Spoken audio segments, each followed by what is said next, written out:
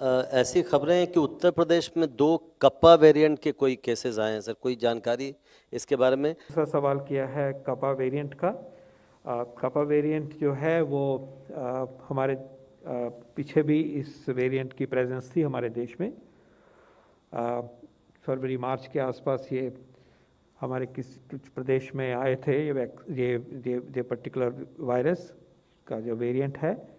लेकिन धीरे धीरे डेल्टा वेरिएंट जो है, जो इससे मिलता जुलता है, ये B1.617.1 है।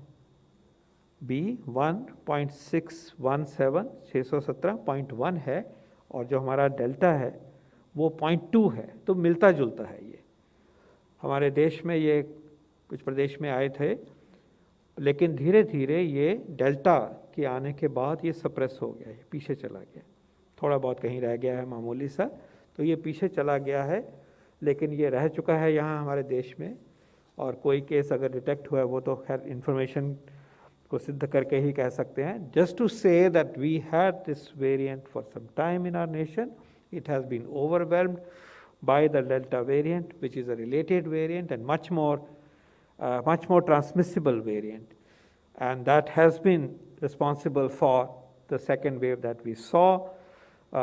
This particular variant is much less in its intensity, but we believe this is on the margins. It has been replaced by Delta largely, लेकिन अगर केस आया है तो ठीक है, ऐसे वेरिएंट्स हैं अभी भी जो केसेस, सारे केसेस हैं वो डेल्टा के नहीं हैं, दूसरे वेरिएंट भी दिखाई देते हैं, इसी परिप्रेक्ष्य में लेना चाहिए। लेकिन हमारा काम ये रहता है कि साइंटिफिकली नज़र रखें कि इसके बिहेवियर की वजह से, इसकी प्रेजेंस की वजह से, इसके सिग्निफिकेंस क्या है पब्लिक हेल्थ के ऊपर, सिवियरिटी के ऊपर, ट्रांसमिसिबिलिटी के ऊपर, हमारे वैक्सीन के ऊपर।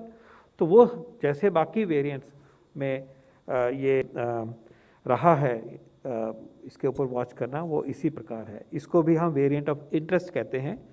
ये कापा वेरिएंट जो है वेरिएंट ऑफ कंसर्न नहीं है, इसलिए इस परिप्रेक्ष्य में लेके इसके ऊपर नज़र रखेंगे और हमारा सर्वेलेंस सिस्टम इसको वॉच कर रहा है।